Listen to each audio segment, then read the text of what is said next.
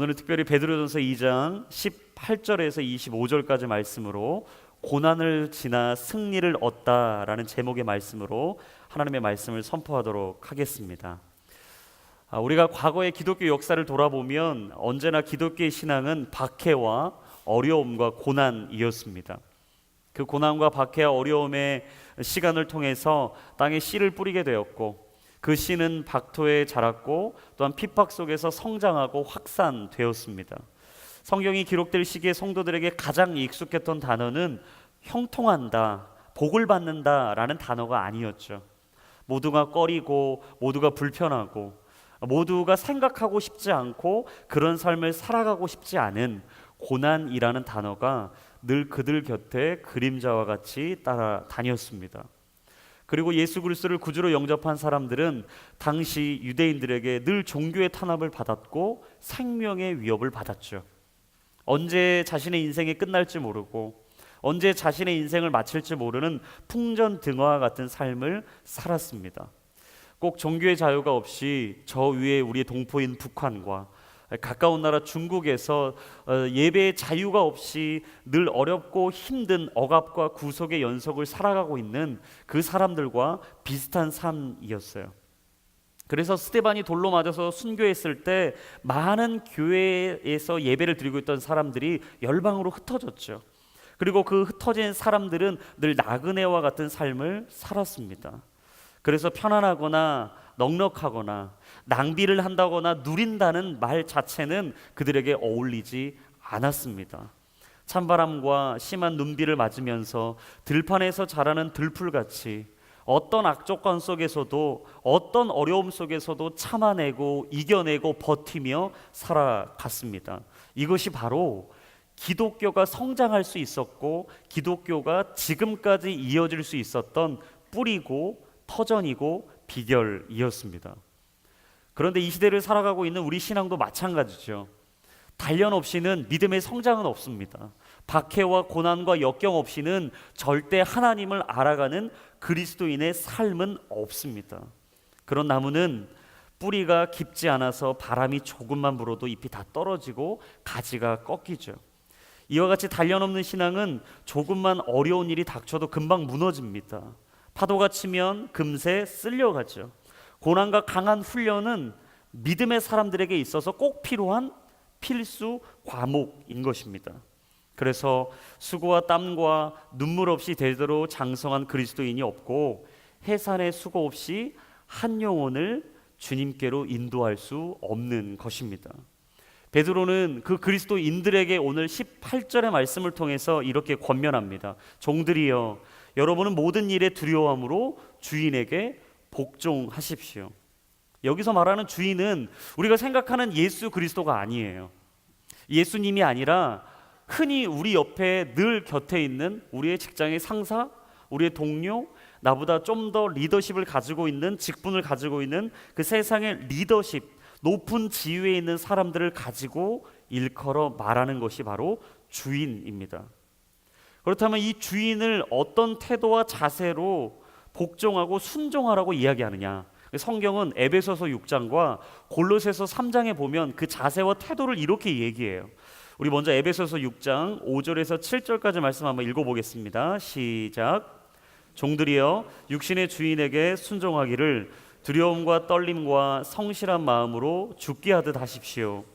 사람을 즐겁게 하는 사람들처럼 눈가림만 하지 말고 그리스도의 종들처럼 마음으로 하나님의 뜻을 행하고 성실히 섬기되 주를 섬기듯 하고 사람에게 하듯 하지 마십시오. 우리 골로새서 3장 22절과 23절입니다. 시작.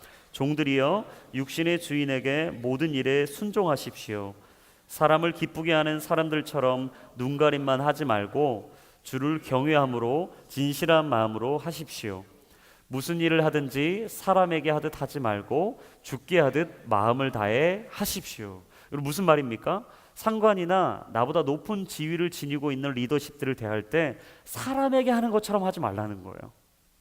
우리가 주님을 섬기듯이, 주님의 말씀을 받듯이, 주님이 우리에게 시키시면 그 일을 능히 감당하고 수행하듯이 진심과 전심과 온 마음을 다해서 복종하고 순종하라고 이야기하고 있는 것입니다.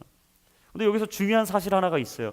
왜 이렇게 하라고 말씀을 하시는 걸까? 근데 이유가 있습니다. 그게 로마서 13장 1절과 2절에 나와 있어요.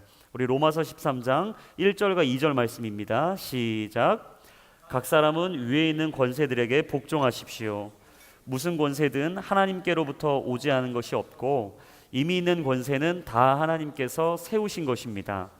따라서 권세에 대항하는 사람은 하나님의 명을 거역하는 것이니 거역하는 사람들은 심판을 자초할 것입니다. 여러분, 말씀에서 뭐라고 얘기합니까? 권세는 누구로부터 왔다고요? 하나님께로부터 왔다. 리더는 누가 세우셨다? 하나님께서 세우셨다. 하나님께서 아내를 누이라 거짓말할 정도로 마음이 유약하고 연약했던 아브라함을 세우셨고, 늘 살인자의 삶에 누명을 쓰고 자신의 입은 어눌하다고 이야기하며 하나님이 부르실 때 그 부르심 앞에 불순종했던 모세를 세우셨고, 자신의 간음한 죄를 통해서 늘 언제나 자신의 곁에서 최선을 다해 섬겼던 충신이었던 우리아를 죽이기까지 한 잔인함을 보인 다윗을 세우셨고, 내 입술은 부정하여 하나님이 말씀하라 하신 그 뜻을 내가 온전히 이야기할 수 없습니다 라고 얘기했던 이사야를 누가 세우셨는가? 하나님이 세우셨다라고 말씀하는 거예요. 여러분, 근데 하나님이 세우셨는데 여기까지면 우리가 조금 순종하기 편합니다. 근데 문제는 18절 후반부에 나와 이렇게 얘기합니다. 선하고 너그러운 사람들 뿐만 아니라 까다로운 사람들에게도 그렇게 하십시오.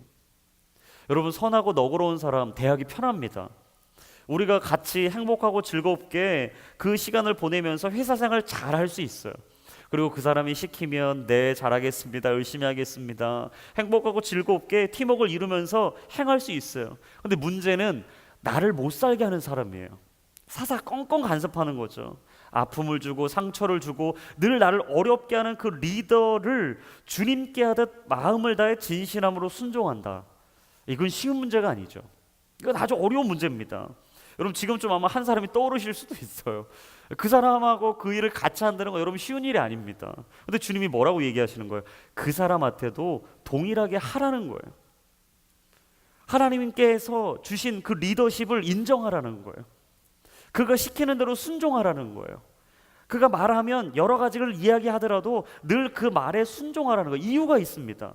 하나님은 무질서를 안 좋아하시는 분이기 때문이에요. 하나님은요, 언제나 질서의 하나님이십니다. 하나님은 물질서를 너무 안 좋아하세요. 여러분, 그래서 여러분 집안에 청소를 잘 안 하시는 분들, 집안 정리를 잘 안 하시는 분들 문제 있습니다. 하나님은 무질서한 거 안 좋아하세요. 언제나 질서 있는 걸 좋아하세요. 제가 항상 우리 아내한테 항상 하는 얘기예요. 하나님은 질서의 하나님이시다. 제발 우리 청소하고 살자. 정리정돈이 필요하다. 여러분, 비단 우리 삶에서 정리정돈만 필요한 게 아니라 인간적인 관계에서도요, 질서 정연한 삶을 살아가는 게 매우 중요해요. 근데 하나님께서 고린도전서 14장 33절에 이렇게 말씀하셨어요. 하나님은 무질서의 하나님이 아니라 평화의 하나님이시다. 어떤 하나님이시라고요? 평화의 하나님이시다. 같이 한번 선포하겠습니다. 평화의 하나님이십니다. 그러니까 여러분, 관계를 하다 보면 이런 사람이 있어요. 늘 가라지와 같은 사람, 늘 사람들에게 이간질하고요, 어렵게 하고 뒷담화를 하면서 늘 사람의 관계를 망가뜨리는 사람이 있어요. 그래서 그 사람이 오는 곳에는 늘 가라지가 부러진 것처럼 열매를 맺을 수가 없는 거예요. 늘 불편하고 힘들고 서로가 이 관계 속에서 매우 어려움을 겪는데, 반면 어떤 사람은 씨앗과 같이 좋은 사람이 있어요. 여러분, 씨앗은 어떤 것입니까? 뿌려지면 반드시 열매를 맺게 돼 있어요.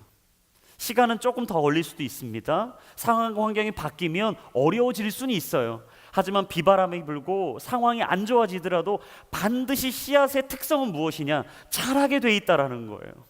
여러분, 저는 축복합니다. 저와 여러분들의 인생이 언제나 어디서나 누구와 함께 하든지 좋은 씨앗과 같은 인생이 될 수 있기를 주님의 이름으로 축원합니다. 하나님은요, 그런 인생을 우리에게 원하신다라는 거예요.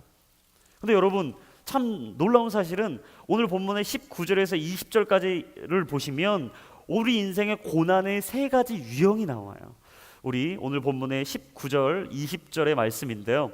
오늘 19절과 20절까지 말씀을 제가 한번 읽어보겠습니다. 어떤 사람이 억울하게 고난을 당하고 하나님을 생각하며 슬픔을 참으면 이것은 은혜입니다. 여러분이 죄를 지어 매를 맞고 참으면 무슨 칭찬이 있겠습니까? 그러나 여러분이 선을 행하다 고난을 받고 참으면 이것은 하나님 앞에서 은혜입니다. 첫 번째 고난은 무엇인가? 억울하게 당하는 고난. 이유가 없는데 억울하게 당할 때가 있어요. 어려운 일이 억울하게 올 때가 있어요. 두 번째는 죄를 지어서 당하는 고난. 내가 잘못했기 때문에, 내가 실수를 해서, 내가 노름을 했기 때문에 돈을 다 잃어버리거나, 내가 불을 지피고 집에서 불장난을 하다가 불이 났으면 다 어려운 일을 당하거나, 이게 죄를 지어서 당하는 고난인 거죠. 세 번째는 선을 행하다 당하는 고난이에요. 근데 여러분, 여기서 가장 주목해야 될 단어 하나가 등장합니다. 여러분 성경에 보십시오. 3번을 반복해서 나오는 단어가 있어요. 그건 뭐냐면 참으면이라는 단어예요. 참으면. 고난은 무엇이냐? 참는 거라는 거예요. 시련은 어떤 것이냐? 참는 거라는 거예요. 근데 중요한 사실은 첫 번째 고난과 세 번째 고난은요, 참으면 하나님께 은혜가 된다고 얘기했어요. 근데 두 번째 고난, 죄를 지어서 잘못해서 얻게 되는 고난은 무슨 칭찬이 있겠느냐라고 얘기하신 거예요. 그래서 여러분, 우리가 날마다 우리의 인생을요 살펴보고 찾아봐야 될 이유가 여기 있어요. 늘 언제나 우리의 삶 속의 상황과 환경을 분별하면서 늘 깨어 있어야 될 이유가 여기 있습니다. 혹시 내 인생의 고난이 어떤 이유에서 온 것인가?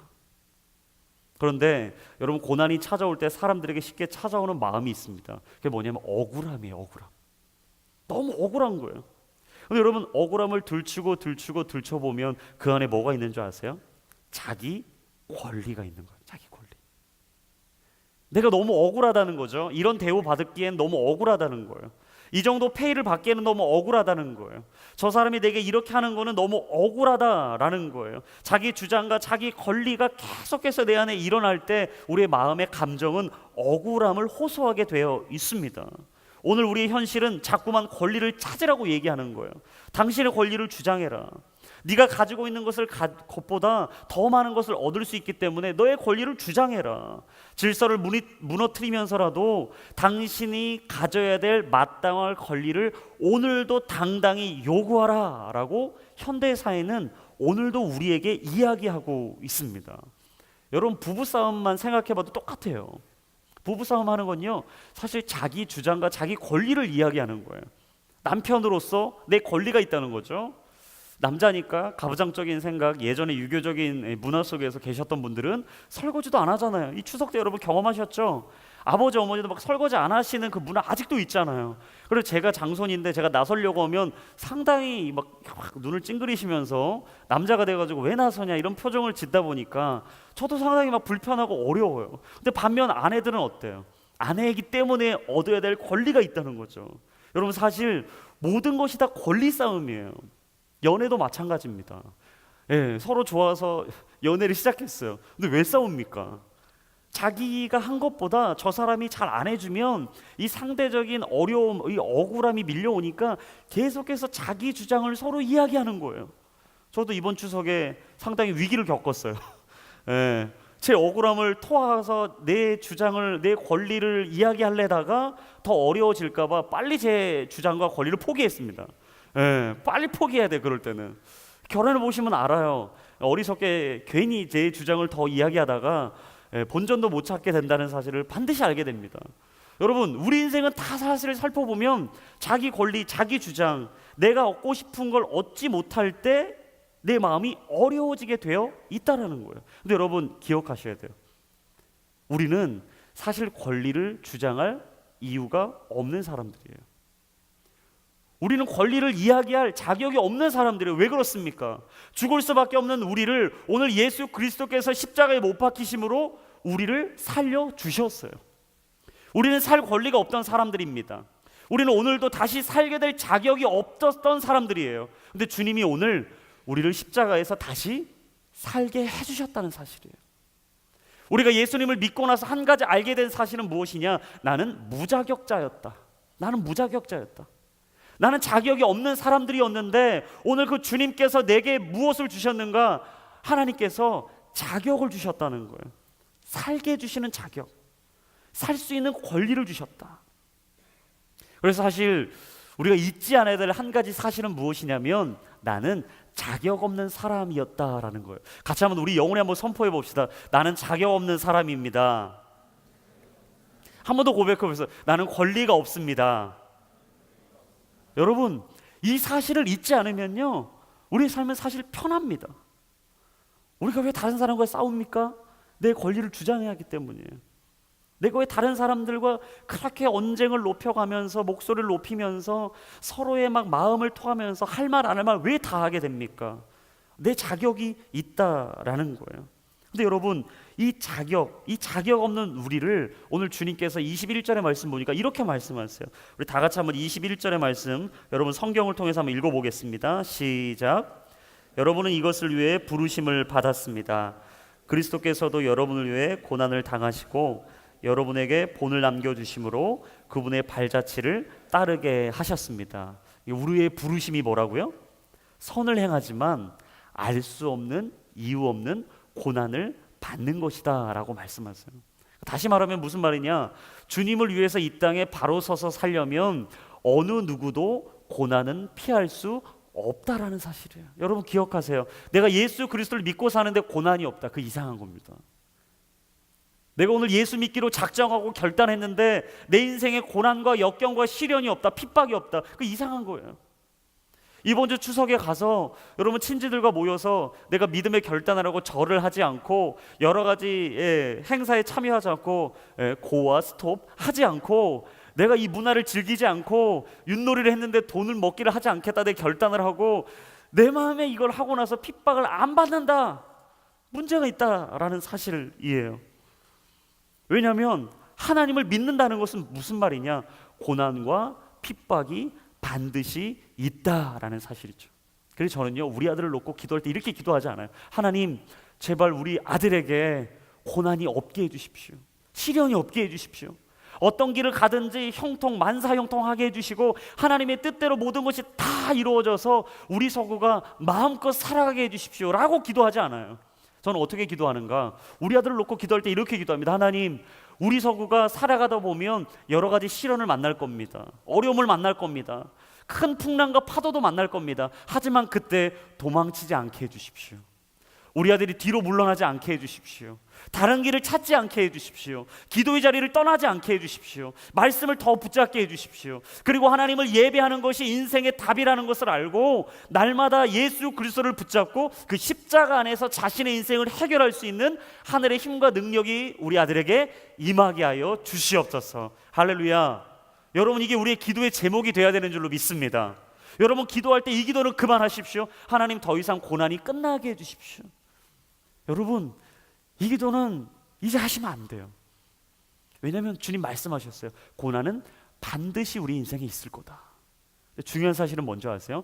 그 고난을 넉넉히 이길 수 있는 힘을 주신다고 하셨어요. 여러분, 진짜 멋있는 사람이 어떤 사람인지 아십니까? 알지만 그 길을 가는 사람이에요. 알지만 그 일을 하는 사람이에요. 여러분, 어느 누가 인생에 편하게 삽니까? 어느 누가 인생이 쉬운 사람이 누가 있겠어요? 이 자리에서 혹시 여유가 있어서 이 자리에 오신 분 계십니까? 너무 할 일이 없어서 막 교회를 섬기시고 리더십을 하시고 직분을 감당하시고 아울리치를 가시고 여러분이 기꺼이 재정을 다 투자하셔서 돈이 남아 돌아서 헌금하십니까? 그런 사람은 없어요.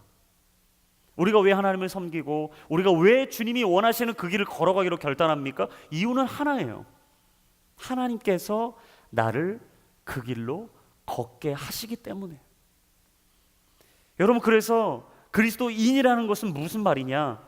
고난이 없는 인생이 아니라 고난을 이겨내는 사람의 인생이에요. 우리의 삶에 시련이 없는 게 아니라 그 시련을 이겨낼 수 있는 힘과 능력을 가지고 있는 사람, 그 사람이 바로 그리스도인이라는 사실이죠. 그런데 여러분, 여기서 얘기가 끝나면 좀 아쉽죠. 21절 다음 문장이 중요해요. 뭐라고 얘기하는가? 예수님께서 우리에게 본을 보여주셨다는 거예요. 먼저 고난을 당하셨다는 거예요. 그리고 그분이 우리를 위해 먼저 그 길을 걸어가셨다는 거예요. 그리고 발자취를 남겨주셨다는 거죠. 저희 아들이 6살이 됐어요. 6살이 되니까 유치원에서 엄마 아빠들이 엄청나게 학원을 다 보냅니다. 제가 깜짝 놀라요. 우리 아들이 유치원에 끝날 시간이 되면 노란 봉고차들이 엄청 많습니다. 시작부터 뭐 태권도차, 그 다음은 첨벙첨벙 수영장차, 그 다음에 무슨 벌써 수학을 왜 가르칩니까? 집에서 숫자 공부하면 돼. 그 수학 학원차, 영어 학원은 필수죠, 여러분. 영어 학원 딱 차. 4대에서 한 5대가 딱 줄 서가지고요. 애들이 유치원이 딱 끝나면요.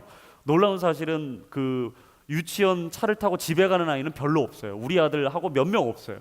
대부분이 봉고차를 타고 다시 2차, 3차 학원을 또 가는 거예요. 그래서 제 마음이 조금 조바심이 나잖아요. 우리 아들 학원 하나도 안 보내고 있거든요. 조기 교육은 안 시키겠다. 제 마음에 작정을 하고 좀 이렇게 해보고 있는데 제 마음이 조금 사실 불안합니다. 왜 그러냐면 우리 애들이 막 숫자를 정확히 모르는 것 같은 거예요. 하루는. 우리 처형네 조카는 사실 한글도 벌써 깨우쳤어요. 우리랑 6개월 차이밖에 안 나는데 벌써 얘가 뭐 6개월 먼저 선배긴 하지만 막 한글을 다 알아버리니까 제 마음에 조바심이 나가지고 안 되겠다 그래서 서점에 갔어요. 근데 내가 이제 숫자랑 한글이라도 내가 가르쳐 봐야 되겠다. 갔더니 이 책이 얼마나 잘 나와 있냐면 여러분 요즘 뭐 책 정말 좋습니다. 애들이 교육해서 혼자 배우고 스스로 자기 혼자서 배우기에도 너무 편하게 돼 있어요. 책을 펴봤더니 숫자를 가르치기 전문선으로 다 점이 찍혀 있는 거예요. 숫자부터 하나하나 한글도 다. 그래서 제가 우리 서구를 앉혀놓고 서구야 너는 이제부터 이 점이 있는 걸 그대로 따라 쓰기만 하면 돼. 왜요? 왜냐고 묻지 마. 지금부터 이걸 해봐야 되는 거야. 왜요? 서구야 이러지 말고 자 아빠를 따라해봐. 인내심이 막 요하는 거예요. 그래 내 권리를 주장하면 안 되지. 아빠라는 권리를 내려놓자. 야 따라해봐. 네, 착 따라하는 거예요. 너무 잘 써지는 거예요. 놀라운 사실은 우리 아들이 그걸 하고 한 달 이후에 드디어 1부터 10을 깨달았어요. 야 놀라운 사실. 여러분 그 점을 따라서 쓰니까요 얼마나 쉽게 글이 써지고 아이가 얼마나 쉽게 알아가는지. 여러분 제가 군대 생활을 강원도에서 했거든요. 강원도는 거짓말 하나도 안 보태고요. 겨울에 눈이 오면요 50cm, 60cm가 그냥 옵니다. 자매분들은 또 저분이 또 거짓말하네 이렇게 생각할 수 있지만 강원도 갔다 오신 분들은 다 아실 거예요. 정말 거짓말 아니고 50cm, 60cm가 막 쌓여요. 근데 강원도에서는 이제 군부대에게 이 보급로를 뚫어야 되니까 먹을 것이 들어와야 되니까 늘 눈을 치웁니다. 근데 여러분 늘 중요한 사실 하나가 있는데 제가 이등병 때 이제 뭔 모르고 막 가다가 제가 원하는 내 마음대로 막 길을 걸어갔어요. 내가 뜻하는 대로. 그랬더니 저 앞에서 또 제 고참이 막 XX 막 저를 부르면서 내 이름을 부르지 않고 야 X야 일로 따라와 이러는 거예요. 왜 그러냐 그랬더니 맨 앞에 간 사람의 발자국을 따라가야 지금 있는 그 눈길이 어렵지 않게 걸어갈 수 있고 쉽게 제설 작업이 된다라는 거예요. 너도 나도 여기저기 발자국을 다 남겨놓으면 눈이 쉽게 쓰러지지도 않고 그 자국이 남은 걸 가지고 우리가 더 힘드니까 앞에 있는 먼저 간 리더가 걸어간 대로 알맞게 그 발자국을 따라서 그 뒤를 따라오라는 얘기예요. 여러분 예수님이 먼저 그 십자가를 지시고 발자취를 따라 그 길을 가신 이유가 뭔지 아십니까? 그 뒤에 올 우리를 위해서예요. 우리가 앞으로 가야 될 그 수많은 길 가운데 주님께서 먼저 그 길에 고난의 길을 걸어가 주신 거예요. 그리고 오늘 우리에게 말씀하세요. 그 길을 따라와라. 여러분 따라가는 사람은요 쉽습니다. 따라가는 사람은 쉬워요. 왜냐하면 먼저 간 그 길을 있는 그대로 따라가기만 하면요 아주 편하기 때문이에요. 근데 주님께서 먼저 그 길을 걸어가셨다는 거예요. 먼저 십자가를 지시고 그 고난과 시련과 역경과 그 욕과 침뱉음과 매맞음과 수많은 핍박을 이 세상에서 다 받으셨다는 거예요. 사랑하는 여러분 축복합니다. 여러분은 혼자가 아닙니다. 여러분 혼자 그 일을 당하는 게 아닙니다. 여러분 기억하십시오. 예수님이 먼저 그 길을 걸어가셨습니다. 예수님이 그 길 앞에서 승리하신 줄로 믿습니다. 오늘 그 승리를 오늘 본문에서 이야기해 주세요. 22절과 23절이에요. 우리 같이 한번 22절과 23절의 말씀 한번 읽어보겠습니다. 시작.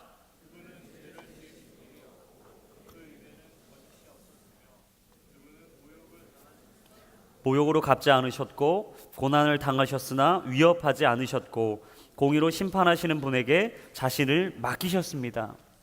언제나 어려움 속에서도 죄와 거리가 멀었던 분, 부정직한 말이나 헛된 소문을 내지 않으셨고 복수심으로 자신의 인생을 망치지 않으셨고 위협하지 않으셨고 언제나 공의로 심판하시는 하나님께 자신을 맡기셨던 분. 저는 여기서 참 중요한 게 23절이라고 생각해요. 여러분, 예수님이 가장 잘 하셨던 게 뭔지 아십니까? 하나님께 자신을 맡기시는 거였어요. 예수님은 그걸 항상 잘 하셨어요. 사람들이 여러 이야기를 할 때 다른 데 가서 그 이야기를 하지 않으셨어요. 기도의 자리에 와서 하나님께 이야기하셨어요. 이유 없는 고난과 시련과 핍박이 다가옵니다. 답답합니다. 어렵습니다. 마음이 억울합니다. 하지만 그 억울함을 가지고 다른 사람에 가서 그 억울함을 이야기하지 않으셨어요. 새벽 미명에 어두컴컴한 그 시간에 모두가 자고 있을 때, 이 땅이 고요한 그 시간에 잠잠하게 하나님께 나아가서 자신의 마음을 내어 놓으셨던 분, 그분이 바로 예수님이셨어요. 우리는 어떻습니까? 과연 내 인생은 어떻게 살아가고 있습니까? 괴롭고 답답할 때 나는 누구에게 찾아가고 있습니까? 나는 오늘도 찾아오는 고난과 역경 앞에 무슨 반응을 보이고 있습니까? 예수님은 늘 기도로 씨름하셨죠. 그리고 그 기도 끝에는 이런 고백으로 마무리하셨습니다. 하나님, 내 뜻대로 하지 마시고 하나님 뜻대로 해주십시오. 내가 이런 일도 있고 이런 감정도 들고 이런 생각도 들고 이런 판단도 들고 내가 보이는 건 이런 일들이지만 하나님, 내 뜻대로 마시고 하나님 뜻대로 행해 주십시오. 내가 가지고 있는 생각 말고, 내 감정 말고, 내가 지금 보고 있는 것 말고 하나님이 내게 원하시는 그 뜻대로 하나님의 뜻을 이루어 주십시오. 여러분, 우리가 해야 될 건 딱 한 가지입니다. 언제나 변개치 않으시고 공의로우신 하나님께 내 삶의 전부를 맡기는 거예요. 내 삶의 전부를 맡기는 거. 여러분, 그러면 그분께서 오늘 우리에게 말씀하세요. 죄에 대해 죽고 의에 대해 살게 되는 일이 있을 것이다. 그게 24절에 나옵니다. 우리 24절 말씀 한번 믿음으로 선포하는 고백처럼 한번 읽어보겠습니다. 시작. 그분이 친히 나무에 달려 자기 몸으로 우리의 죄를 짊어지셨으니 이는 우리가 죄에 대해 죽고 의에 대해 살게 하시려는 것입니다. 그분이 채찍에 맞음으로 여러분이 나음을 얻었습니다. 여러분, 세상은 계속해서 우리에게 이야기합니다. 너는 끝났다는 거예요. 내 인생은 안 된다는 거예요. 이제 포기하라는 거예요. 너는 구제불능이라는 거예요. 지금 여긴데 너의 현주소는 여기까지인데 네가 더 이상 미래가 뭐가 보이냐는 거예요. 근데 주님은 오늘 우리에게 얘기하시는 거예요. 나를 의지하고 나를 바라보고 내게 오고 그 십자가의 발자취를 따라오면 너는 죄에 대해 죽고 의에 대해 살게 될 것이다. 할렐루야. 여러분, 우리의 죄에 대해 죽고 의에 대해 살게 될 것이다. 내가 죄인이었는데 주님께서 십자가에서 우리를 의인 삼아 주실 것이다. 이보다 더 큰 은혜가 어디 있습니까? 이것보다 더 큰 축복이 어디 있습니까? 절망의 자리에서 소망을 보게 될 것이다. 죽음에서 생명을 맛보게 될 것이다. 내가 알지 못했던 그 길을 너는 걷게 될 것이다. 그리고 세상이 말하는 대로 사는 게 아니라 내가 너에게 들려주는 대로, 보이는 대로, 오늘 말씀하는 대로 살게 될 것이다. 할렐루야. 여러분, 이게 바로 오늘도 주님의 발자취를 따라 고난을 지나 승리를 얻는 사람들의 인생이라는 거예요. 놀라운 사실은요, 그 인생이 오늘 주님이 선포해 주시는 말씀대로 이루어진 됐어요. 뭐라고 마지막 말씀하셨어요? 그분이 채찍에 맞음으로 여러분이 나음을 얻었습니다. 여러분, 이 시간 축복합니다. 혹시 이 자리에 병든 분이 계십니까? 이 시간 주님께서 여러분에게 말씀으로 선포해 주실 때 그 모든 질병이 나음을 얻게 될 줄로 믿습니다. 가정의 어려운 것들, 사회에서 여러분이 힘들고 버거웠던 것들, 관계적으로 얽히고 설켜있는 풀어지지 않는 이 문제들, 오늘 이 시간 주님께서 선포하십니다. 내가 채찍에 맞음으로 너희가 나음을 얻었느니라. 여러분, 채찍에 맞은 주님께서 오늘 우리에게 말씀하세요. 너희는 나음을 얻었느니라. 여러분, 믿음으로 그 일을 받으시는 거예요. 근데 그 믿음의 역사가 어떤 신앙의 고백으로 이어지는가? 갈라디아서 2장 20절입니다. 우리 마지막 갈라디아서 2장 20절의 말씀 같이 한번 읽어보겠습니다. 시작. 나는 그리스도와 함께 십자가에 못 박혔습니다. 그러므로 이제 더 이상 내가 사는 것이 아니라 내 안에 그리스도께서 사시는 것입니다. 지금 내가 육체 안에 사는 것은 나를 사랑하셔서 나를 위해 자신의 몸을 내주신 하나님의 아들을 믿는 믿음으로 사는 것입니다. 나는 죽고 예수로 사는 사람, 나는 죽고 오직 내 안에 예수님만 살아있음을 고백하는 사람, 나는 철저히 십자가에 죽어지고 내 감정과 내 생각과 내 마음의 모든 것을 십자가에 못 박고 오직 예수님 한 분만으로 사는 사람, 내가 뜻하는 대로, 내가 생각하는 대로 내 인생을 걸어가는 게 아니라 예수님께서 내 안에 계시고 내가 예수님 안에 거하시는 것처럼, 그렇게 오늘도 만유의 주님이신 주님을 따라가는 인생, 그게 바로 오늘 주님이 우리에게 말씀하시는 고난을 지나 승리를 얻게 되는 인생의 비결이라는 것입니다. 여러분, 전라도 담양에 가면요 중록원이라는 곳이 있어요. 저희 어머니 고향이 담양이에요. 제가 담양을 자주 다녀봤어요. 가면 대나무가 정말 깁니다. 대나무가 정말 길고요, 그 숲이 정말 울창하게 우거져 있어요. 보기 너무 좋아요. 대나무는 쉽게 꺾이지 않습니다. 근데 그 대나무의 특징이 있어요. 쉽게 꺾이지 않는데 쉽게 자라지도 않는다라는 거예요. 이 중국에 가면 극동 지방에서만 자라는 희귀종인 모소대나무라는 게 있다고 합니다. 이 모소대나무는요, 열심히 농부가 씨를 뿌리고 물을 주고 해를 맞도록 여러 가지로 잡초를 없애면서 농사를 짓고 이 대나무를 심어도요 쉽게 싹을 틔우지 않는데요. 아무리 정성을 들여도 이 4년이 지나도록 이 싹이 트지 않고 자라지 않는 이 대나무를 보면서 많은 사람들이 이 대나무를 키우는 것을 포기한다고 합니다. 4년 동안 얼마가 자라는가? 불과 3cm가 자란다는 거예요. 3cm. 아무리 시간을 투자하고 물질을 투자하고 에너지를 쏟아도 4년 동안 3cm를 자라는 이 대나무를 가지고 어느 누가 자신의 인생을 다 투자할 수 있겠어요? 이쯤 되면 불안한 생각이 엄습하죠. 야, 이러다가 본전도 못 찾는 거 아니야? 야, 이거 이러다가 성장이 멈춘 거 아니야? 이 모습을 본 여러 지방에서 구경 온 사람들이 다 이야기한다는 거예요. 고개를 가로저으면서, 야, 그 육안으로 봐도 자라지도 않는 걸 가지고 뭐하러 그렇게 힘든 농사를 지냐? 그냥 하고 있었던 거 접고 다른 농사를 지어라. 근데 놀라운 사실은 이 대나무가 자라는 것은 딱 5년이 지날 때부터라는 거예요. 5년이 지나면 하루에 무려 30cm가 넘게 자라기 시작한답니다. 6주만 지나면 15m가 자라는 거예요. 꼭 담양에 있는 중록원처럼 기나긴 대나무 숲이 울창하게 우거져서 그동안 땀을 흘리고 눈물을 흘리고 물을 주고 씨앗을 뿌리고 자랐던 농부의 마음이 시원해지는 거죠. 근데 구경 온 사람들은 몰라요. 이 대나무 숲이 멋있고 울창하게 보이는데 4년 동안 3cm밖에 자라지 않았다는 사실을 아무도 모릅니다. 5년이 돼서야, 마침 때가 돼서야 자신이 가지고 있었던 내공을 펼쳐서 성장을 한다는 사실을 아무도 모르는 거죠. 누구만 압니까? 옆에서 지켜본 사람만 아는 거예요. 옆에서 지켜본 사람만. 6주 만에 놀라운 기적이 일어났다고 수많은 사람들이 이야기하고, 이 기적을 가지고 너도 나도 이 농사를 짓겠다고 이야기할 수는 있어요.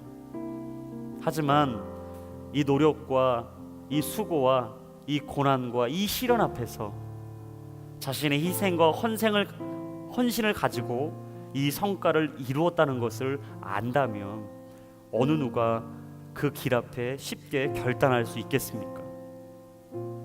여러분, 우리 인생에도 이런 시절이 있어요. 고난이 지나다 보면 아무도 알아주지 않는 것 같고 내 인생이 멈춰버린 것 같이 느껴질 때가 있습니다.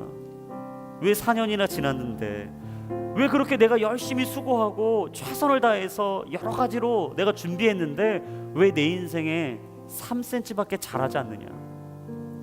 남들이 쉽게 볼 수 있도록 무럭무럭 자라서 우거진 울창한 숲이 되면 얼마나 좋겠느냐라고 생각할 수 있어요. 하지만 여러분 기억하십시오. 성장은 하나님의 때가 돼야 돼요. 내가 자랄 수 있고 내가 새로워질 수 있는 건 하나님께서 내게 주신 그 믿음의 자리를 섰을 때입니다. 당장 자라지 않는 자고 멈추지 마십시오.